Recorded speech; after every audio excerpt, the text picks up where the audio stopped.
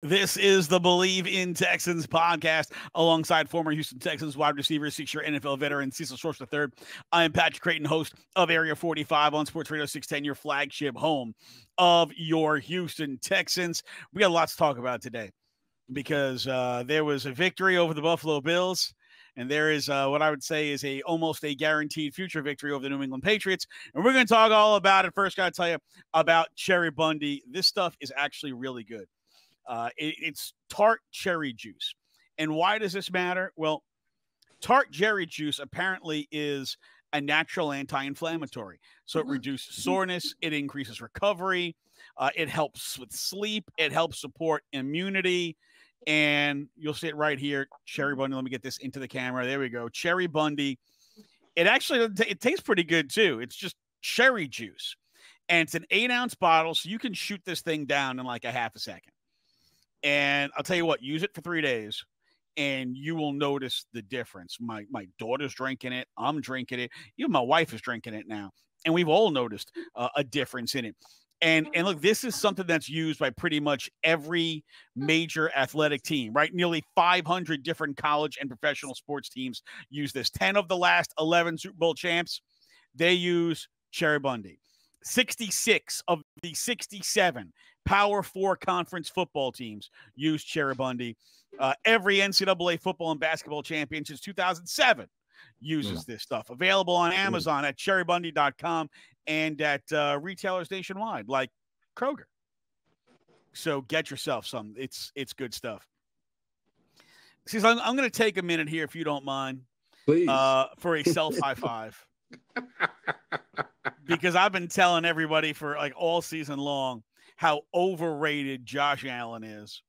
How without Stephon Diggs and Gabe Davis, this guy is going to go back to looking like a lot closer to what he was his first 2 years in the league than what he was with Stephon Diggs and Gabe Davis as wideout targets for him, where people thought he was an upper echelon quarterback.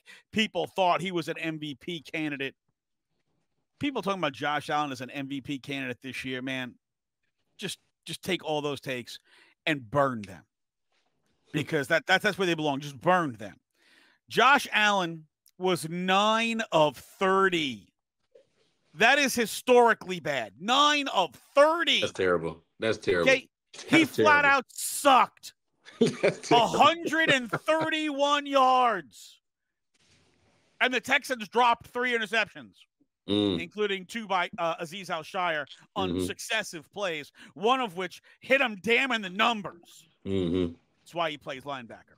But this guy, the idea that Josh Allen belongs in the pantheon of Patrick Mahomes and Joe Burrow and Lamar Jackson, shenanigans. You know where Josh Allen is right now in the NFL in terms of passing yards? You think he's in the top 5? No, he's not. No way. You think he's in the top 10? No. Try again. You think he's in the top 15? No way. No, he's not. You think he's in the top 20? No, I'm going to say no. Still no. Okay. 22nd. He is 22nd in the league in passing. He is completing just over 60% of his passes. Do you know how bad that is in today's NFL? Okay, Daniel Jones, who is probably one of the worst starting quarterbacks in the league, is completing 64% of his passes, and he's at 60. 60.3, if I want to be fully accurate. That is trash. Yeah. People talking about this guy as an MVP. MVP of what? The UFL? Of the CFL? They got any more football leagues in Europe? Okay, Josh Allen, the Texans made him look exactly like we said they were going to make him look. So they were going to get pressure, they were going to flush him outside, play man coverage, and make him make tight window throws on the run because he can't do it. You know what he showed? He can't do it. Yep. He had a pass that was wide open, receiver behind the defense, and he flat out missed him. You know who doesn't miss that pass? CJ Stroud. Oh, a fact. So, Buffalo Bills want to know, Buffalo Bills fans, you want to know why your team lost? Your quarterback. That's why your team lost. 9 of 30. You should be taking him and throwing him through the flaming table. Oh, jeez. What a disaster.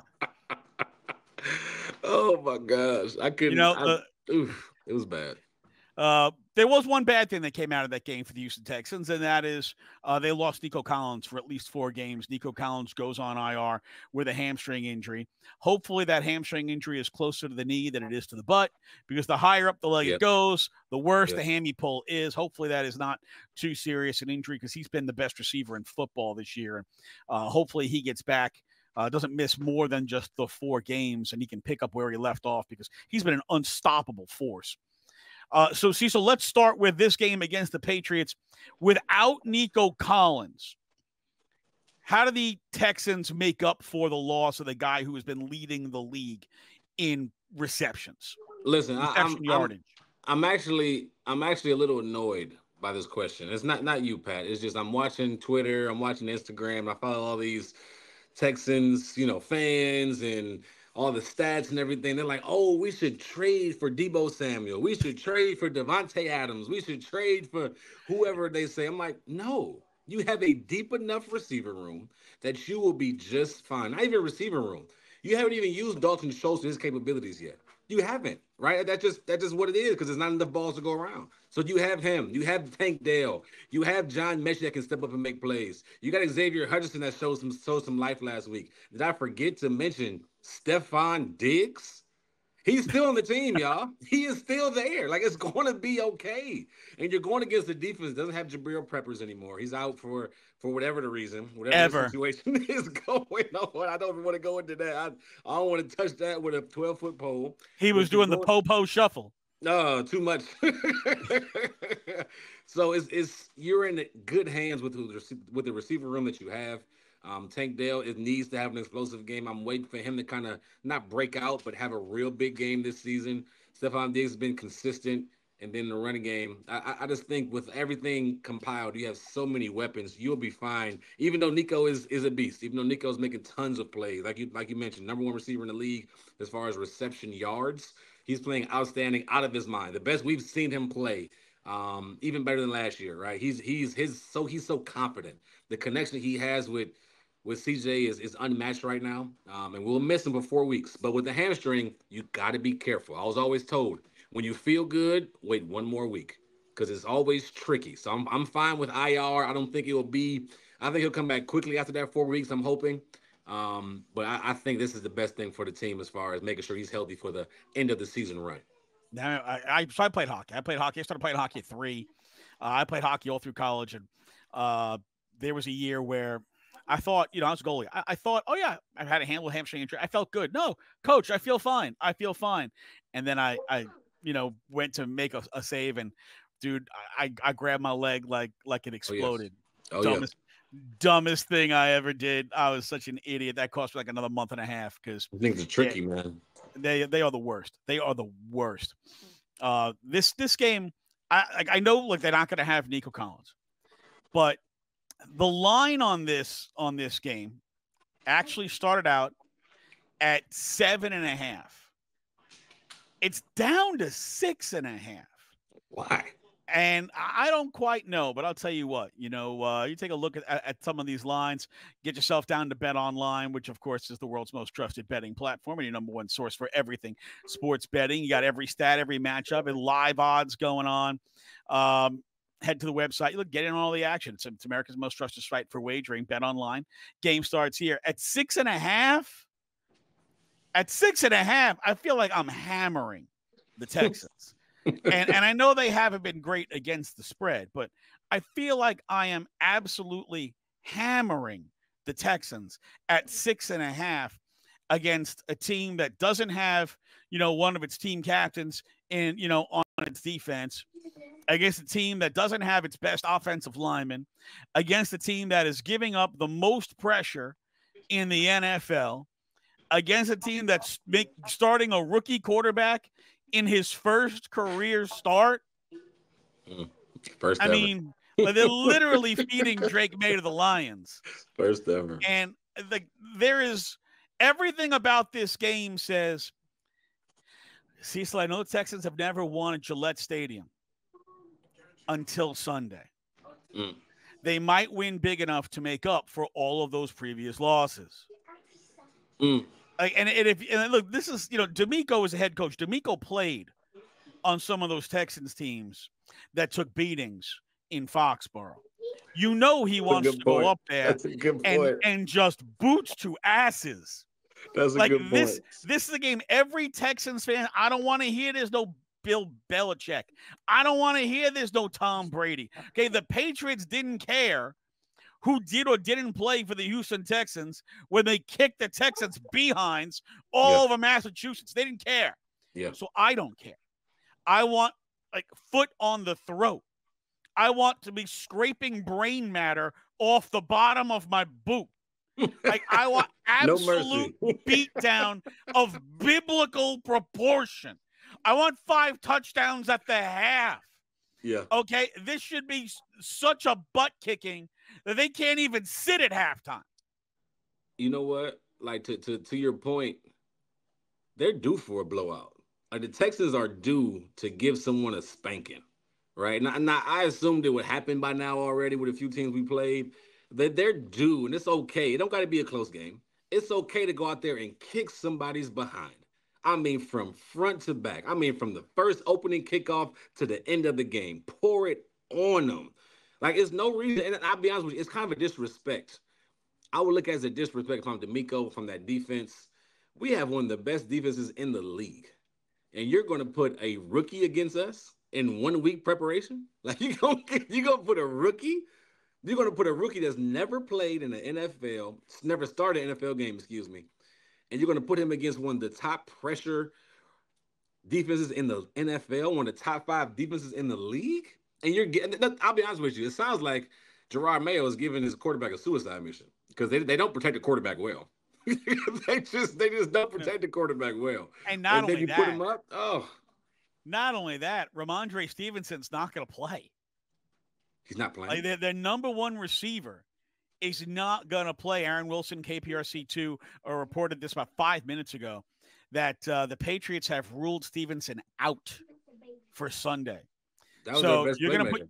You're going to put your rookie quarterback behind a shaky offensive line, and you don't have your top running back.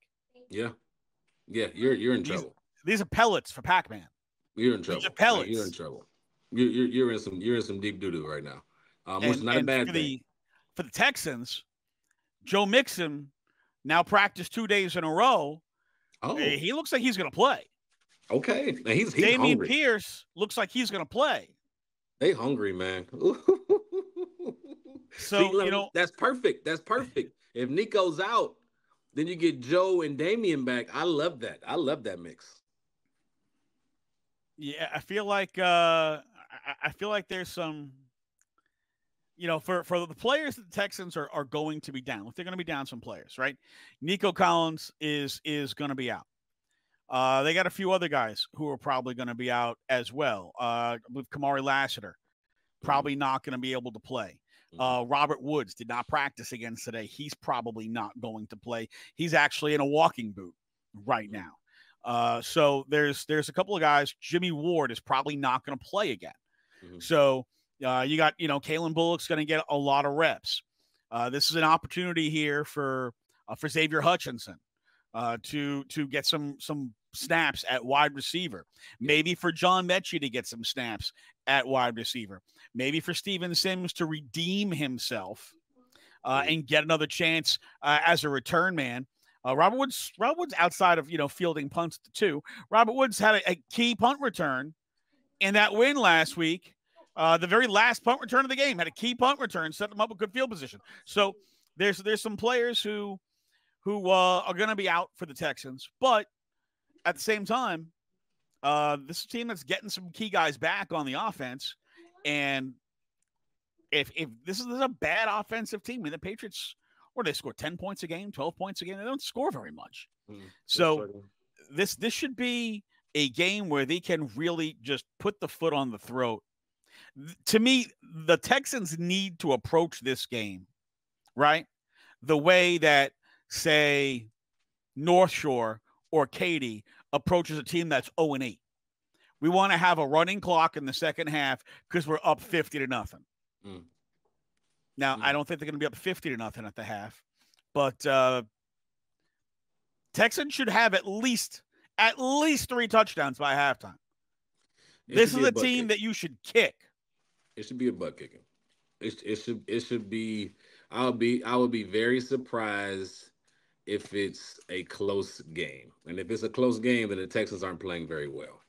That's just my humble opinion. Like when you have, and I'll be honest with you, going back and looking at Joe Mixon's interview this past week, he's angry, he's hungry, he wants to get back in that field better than any other person I've seen in a long time. Like and that's the type of attitude you want to see, right? Especially this type of game, because this can be a letdown. This type of week can be after you beat a good team in Buffalo. A lot of people were hyping it up. You know, 2 1-loss teams coming in, and then you handle business. You win a big game like that. Now you're 4-1. This could be a letdown game, right? This is an opportunity for you to kind of when in reality you got to pile these wins up. Like you really got to pile these wins up. So to have a guy like Joe Mixon possibly playing and how hungry he sounds, to have some young guys that will need to prove themselves, and Xavier Hutchinson and John Mechie, Steven Sims, it seems like all your offensive linemen are going to play this week. To have that type of stuff on offense, even though you're missing some pieces on defense, it's encouraging because you need to have a really good showing. Like you should set the world on fire this weekend. It shouldn't be close. And I don't know what the score is, but it shouldn't be close. It should be a bunch of turnovers. It should be a good amount of points. You should be very confident going into the game and leaving the game Sunday. Rookie quarterbacks tend to hold on to the ball a little bit longer because they haven't, mastered getting through their progressions at the NFL level yet. They give up the most pressure in the NFL. The Texans ends in Danielle Hunter and Will Anderson Jr. generate the most pressure in the NFL. Yep. And there's been a lot of consternation about, the Texans don't have as many sacks maybe as they should. They're getting the pressure, but they're not necessarily getting sacks. Well, that pressure led to Josh Allen going 9-30. Yeah. I think this week that pressure turns into some sacks with an inexperienced quarterback playing behind a shaky line who doesn't have the weapons around him, doesn't have the experience, and isn't going to have the run game to lean on. I think the Texans' defensive ends particularly are going to get home this weekend. I think there's going to be some sacks for Danielle Hunter and Will Anderson Jr. And I think this is, like you said, like almost like a suicide mission. It's going to be a rough initiation into the NFL for Drake May, and not necessarily his fault, but when you play really well in college and you go to a big school and you have a lot of success, a bad team drafts you. And you have to deal with getting the stock kicked out of you for a year or two if you're a quarterback on a bad team. And this is one of those weeks where the Texans should be coming and bringing a team behind the woodshed, and this should be a get healthy game. Yeah. Just everybody eats today, and I think the defensive ends of the Texans are going to have a lot. Let's just say the stat line should be a lot bigger this week than it's been in maybe the last couple of weeks. I agree with you. I think we'll learn a lot about the Texans this week. I think we'll know what type of team they are. If this is the Kansas City Chiefs, if this is the Baltimore Ravens, if this is whoever else is top in the NFC, like the 49ers, they go out here and kick somebody's butt this week. True Super Bowl contenders, true deep playoff contenders. They go out here on Sunday and play a team like this and leave no doubt. Like it's no doubt we're the better team. There's no doubt we're going to go out there and stomp you. It's the mindset. So I'm interested to see, are the Texans ready to take that step and truly be, because people are talking about it, but are they really ready to live it, right? Live up to that standard, that expectation of going out there and being a Super Bowl contender, because you just take care of teams like this. You just do. There's no question. There's no doubt. You're the favorite. There's no excuses. I don't want to hear about rain or weather. You figure out a way to go out there and beat this team and beat them down. And then you go on to Green Bay the following week. All right, Cecil, bigger impact in your view this week for the Texans in the passing game, Tank Dell or Dalton Schultz? I'm gonna say Tank Dell. I think Tank will have maybe a first opportunity this year to really get some one-on-one matchups. I think Schultz will be used how Schultz is used, right? He'll be used on third downs. He'll be used over the middle from time to time. He'll be the check down. I think he'll be have a few more targets because Nico's not there, but I think Tank will have a hefty amount of targets this week because Nico's not there. When you have Stephon, when you have Nico, it's one-on-one. His type of game fits it perfectly. So I expect Tank to have a real big impact this week. Impact you expect from Joe Mixon in this game? I expect Joey to be a dog. I expect Joey to have 100+ yards rushing. His interview alone got me going, Pat. Like his interview alone got me excited. He was like, "I'm the number one rusher in the league. Nobody wants to be out there more than me right now." Like he was mad at the hip drop tackle. When you have that mindset as a running back, as a football player, it's like, yeah, I want to be around that guy because he's hungry to win. He's hungry to prove himself. He's hungry to go out there and play well for his team.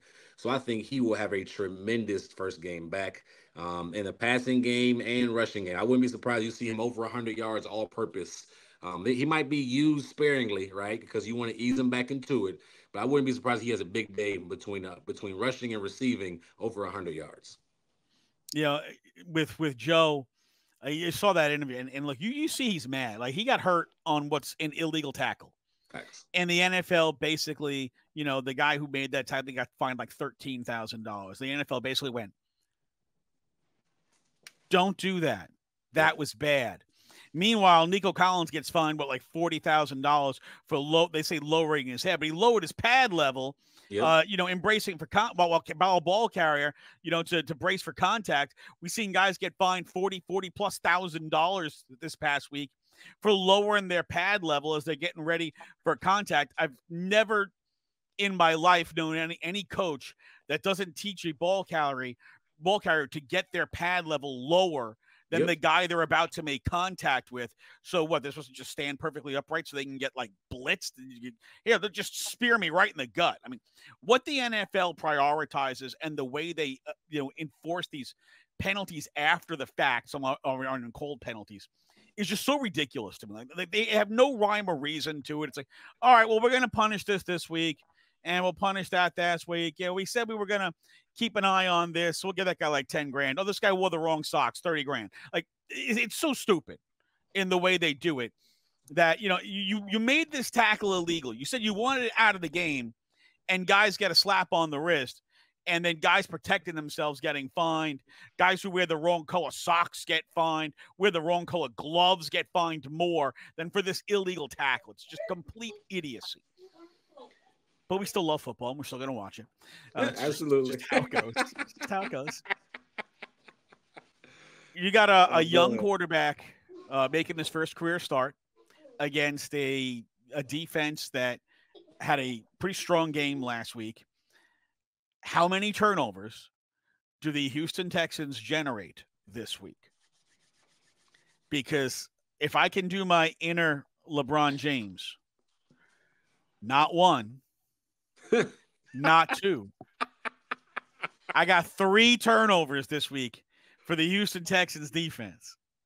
3 turnovers. All in the 2 air? Picks. All in the air? Okay. I got 2 picks. Okay. And a fumble. Ooh, that's a lot. Ooh. Especially when they're all on Drake May. Ooh, all on Drake May? All on Drake May. I got him throwing 2 picks and losing the ball when he gets hit. I would say, 3 is a lot. I would say, for me, 2 interceptions. 2 interceptions. I'm hoping it's 3. 2 interceptions. Actually, I'm gonna go 2 picks because a fumble is more likely with rookie quarterbacks for whatever the reason. Like if they're, it's just different. You're learning how to handle the ball. Sometimes you're under center. It's just different. It's different handling of the ball when different running backs, some people you haven't worked with before. So I would say you're probably more right. It's two interceptions, 1 fumble, maybe even another fumble, right? But it's hard to handle that ball, man. This is the thing about quarterback. Your offensive line's not that good. The defense you're playing is one of the best, is the best when it comes to bringing pressure. So your clock is going from, okay, I got 4.5 seconds. I got like 2.3 seconds, if that. Your clock's going, you're going to be rushing. It's going to be turnover city. So I think I agree with you with 3. I had to work my way through it. 3 turnovers. All right. Before we get to our predictions, let me tell you about Melon Hats. See, this is a red hat that you can wear without making a political statement. But this hat is awesome. I love these melon hats. In fact, I have two of them. I have a black one and I have this red one. The black one was stolen by my wife. I didn't even barely got out of the box, so she jacked it. And this one I keep finding in my daughter's room because she likes stealing it. Note to self, women wear hats too. But these hats are designed to last 5 times longer than any other hat. They have natural antimicrobial properties. So when you sweat, it doesn't break down the hat. You don't get those yellow and white stain marks from the sweat. They don't smell bad. You know, when you sweat in a hat, man, the hat gets a little funky. Mm-hmm. You know, it's built for the water. So, you know, when you get it in the water, the hat pops back into shape. If you need to wash it, the hat keeps its shape. It doesn't break apart because it got wet. It's the most comfortable fit that you're going to feel. It's going to be your new favorite hat. So check it out at melon.com, MELIN, melon.com. Try out one of their hats. Try them for yourself, man. You're going to love them. All right, let's get to the prediction portion of the program, Cecil. There we go. Let's start with, well, you already gave me Joe Mixon over 100 yards. So receiver who will lead the Texans in yards will be? Tank Dell. Tank Dell will lead the receiver yards, yes. Tank will have the most receiving yards. Okay.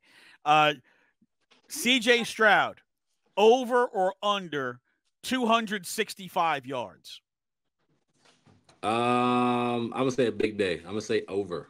Over 265. Over.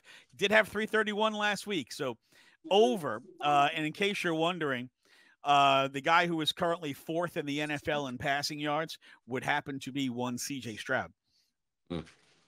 And 2 of the guys ahead of him have both played one more game than he has, because San Francisco and Seattle played last night. So of quarterbacks who have only played 5 games, he is 2nd in passing yardage. And total score for this game. What is your final score for this game? 30-7. 30-7. 30-7. No doubt about it this week. They're due for it to blow out a bad team. So I just think they kind of, like you mentioned before, put their foot on their neck and just kind of take care of business. So beat down 30-7. Yeah. I also have the beat down 38-10. Ooh, 38. Ooh, 38-10. This is a get healthy week for the offense. We're scoring points. We're gonna, try to get the Texans to get closer to that positive scoring differential, as I expect they will move to 5-1 on the season.